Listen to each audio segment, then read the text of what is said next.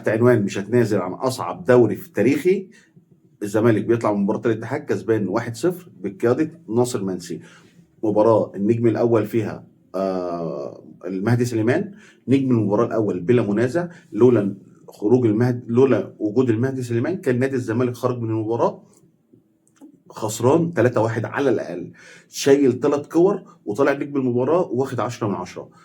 نجم المباراه بلا اي منازع هو المهدي سليمان. المهدي سليمان بيقدم فتره من ساعه ما جه نادي الزمالك وبيقدم فتره عظيمه جدا.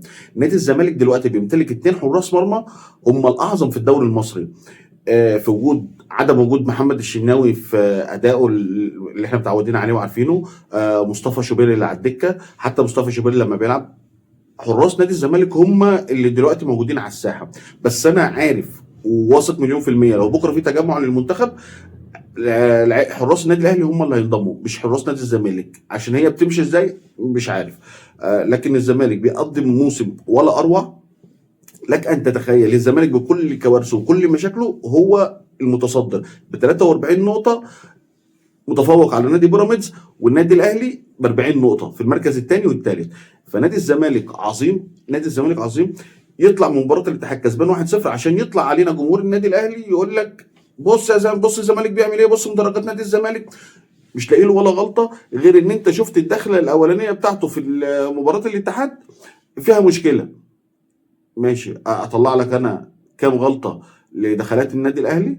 مش هعمل كده، مش هعمل الشغل الصغير ده. لما تشوف نادي في المعاناه دي كلها ومتصدر الدوري اللي انت منافس فيه عليه، اطلع قول له برافو، اطلع قول له برافو، اطلع قول له شابوه، اطلع قول له انا فرحان لك. بارك لجمهوره لما تشوفه، ما تقعدش تتخانق مع جمهوره، ما تقعدش تقارن نفسك بيه. انت بتقارن نفسك بجمهور الزمالك؟ طب تقارن ازاي؟ طب نتساوى الاول، يعني خلينا نبقى متساويين على ارضيه واحده وبعدين نتقارن بقى نشوف. انا في حته تانية، انا في حته انت ما بتواجههاش اصلا، انا في حته ما حدش بيسمح لك ان انت تواجهها او ان انت تبقى فيها. فنادي الزمالك لما تشوفه بيلعب وتلاقيه جاب جون، ما تقعدش من جواك تغل، ما تقعدش من جواك عايز تولع في النادي.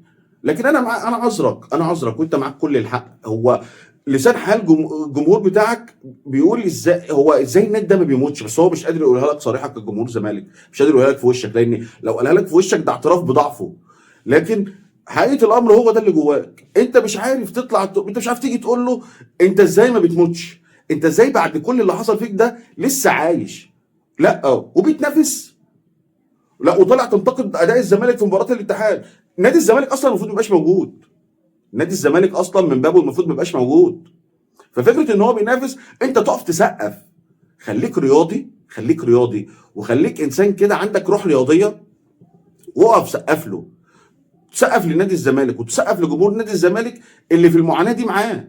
انت لما بتواجه شويه مشاكل من نوعيه ان الاداء بتاع الفريق بتاعك مش كويس، من نوعيه ان مفيش بنخسر شويه، انت ما بتسكتش لعيبتك ولا بتسكت لادارتك ولا بتسكت لناديك وعامل ضغط عليك. بس هم يستاهلوا. ليه هم يستاهلوا؟ لان هم تخنوا ودنك على الهزيمه، نسوك ان دي رياضه ونسوك ان ده ماتش كوره في الاخر، ممكن اخسر ممكن اكسب ممكن اتعادل.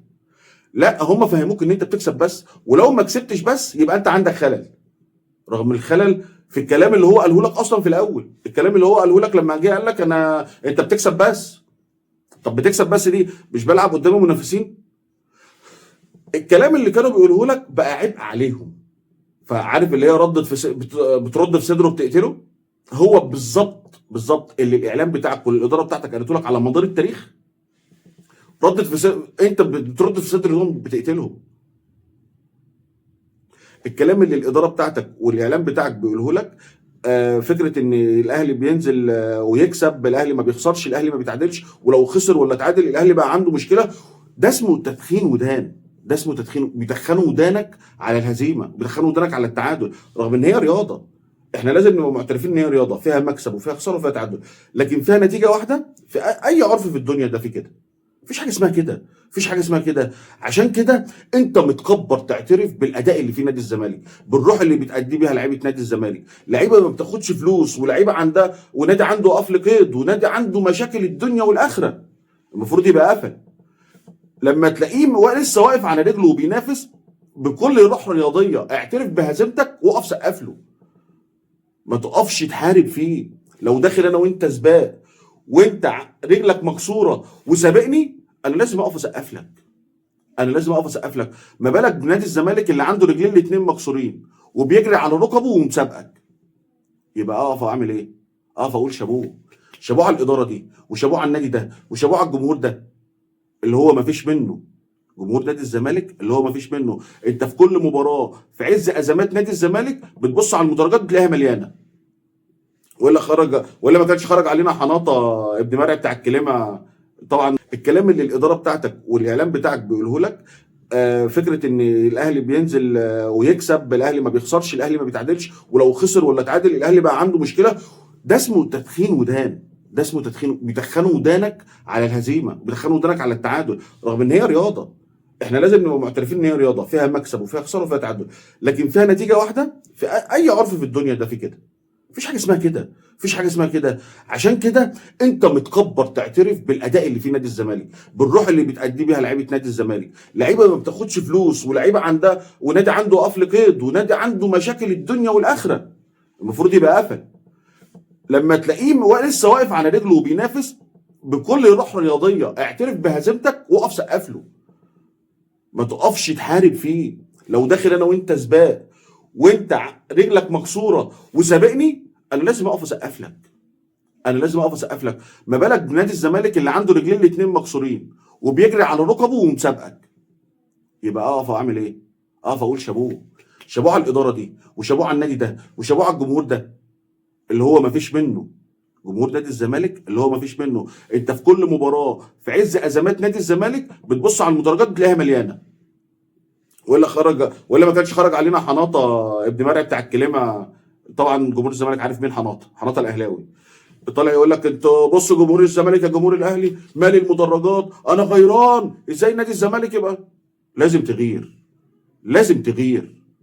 وانت لو ما غيرتش يبقى ما عندكش دم. بس وانت بتغير ما تغلش. اعترف ان النادي ده عظيم بجمهوره، ان النادي ده عظيم بادارته. اداره نادي الزمالك وجون ادوارد اللي الناس كلها كانت طالعه بتاكل فيهم اثناء ما كنا بنعرف الاخبار السيئه دي اللي كانت بتحصل في نادي الزمالك وقفل القيد. طبعا ننتقدهم وكل حاجه، بس لما يكونوا كويسين وماشيين اول لازم اديهم حقهم. لازم اديهم حقهم.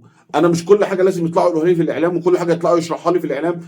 كنا بننتقد ده ايام مرتضى لما الناس قفلت على نفسها وبتحاول تلاقي حلول وبتحاول تمشي النادي وتسير النادي. لازم اقول لهم شابوه.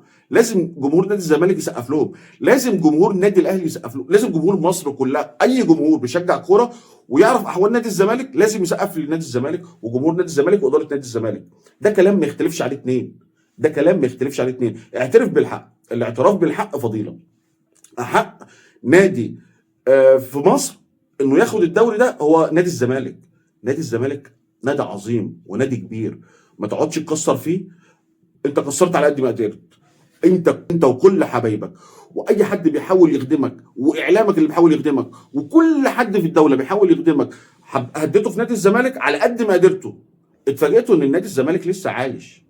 لسه عايش ولسه بينافس، ولسه عنده لعيبه بتجيب اجوان، ولسه في عنده لعيبه بتنافس على احسن لعيب، زي احسن فيرود داخل مصر ناصر منسي، زي احسن حارس مرمى. عندك اتنين تتلخبط يعني، المهدي سليمان ومحمد صبحي. عندك حد زي المدير الفني كابتن معتمد جمال، احسن مدير فني موجود دلوقتي داخل جمهوريه مصر العربيه. عندك حد زي اخوان بزيره، احسن محترف موجود داخل جمهوريه مصر العربيه. الناس دي كلها، النادي ده بحاله ده كله ولسه عنده الناس دي موجوده. يعني انت في اخر السنه في المجله اللي هي المجلات اللي هي بتعمل احسن لعيب واحسن ما اعرفش ايه، انت هتلاقي اخوان بزيره بينافس، انت هتلاقي مهدي سليمان بينافس، انت هتلاقي محمد صبحي بينافس، هتلاقي ناصر منسي بينافس، هتلاقي محمد شحاته بينافس، هتلاقي لعيبه كتيره جدا من نادي الزمالك. اللي هو انت تقعد تقول يا نهار ابيض، هو ده نادي الزمالك بقصته دي؟ يعني قصه نادي الزمالك في الاخر مطلعه لي ابطال كده. فنادي الزمالك بطل. نادي الزمالك بطل. نادي الزمالك مش محتاج غير ناس منصفه تنصفه. يعني ايه ناس تنصفه؟ يعني عندك تجمع للمنتخب جاي خلاص، هل انت هتشوف كابتن حسام حسن واخد المهدي سليمان ومحمد صبحي، ولا هيروح يجامل وياخد محمد الشناوي ومصطفى شوبير؟ دي اسئله مش احنا اللي محتاجين نرد عليها، عشان انتوا بتشوفوا ان احنا عندنا عقده المؤامره. قول لي دي مش مؤامره؟ لو ما ضمش الحارسين دول تبقى مش مؤامره؟ ما انا مش بقول لك ان الحارسين دول هم اعظم حراس في العالم، لا انا بقول لك على لو ستوب دلوقتي الدوري المصري، قول لي مين احسن حراس موجوده فيه؟ مش هتلاقي حد في النادي الاهلي، مش هتلاقي، وما تكبرش ومش بالعافيه. فحراس نادي الزمالك هم احسن حراس. احسن دفاع في مصر هو خط دفاع نادي الزمالك، دي فيها مجامله. احسن خط وسط في مصر هو خط نص نادي الزمالك. احسن خط هجوم في مصر هو خط هجوم نادي الزمالك. دي حاجات فيها مقارنه، فيها مجامله، والا ما كنتش ابقى مركز اول، والا ما كنتش انت تبقى باصص لي وحاقد عليا للدرجات دي. فلما تشوفوا نادي الزمالك رغم كل ظروفه دي كبير وعظيم وبيحقق نتائج، لازم اقف اسقف له. لو ما سقفتلهوش يبقى انت عندك مشكله، لازم تدرك ان انت عندك مشكله. نخش في حاجه تانية على في المؤتمر الصحفي. كابتن معتمد جمال طالع كسبان المباراه 1-0 وبينافس ومتصدر وبيقدم اداء ولا اروع، باستثناء ماتش الاتحاد عمل اداء مش قد كده.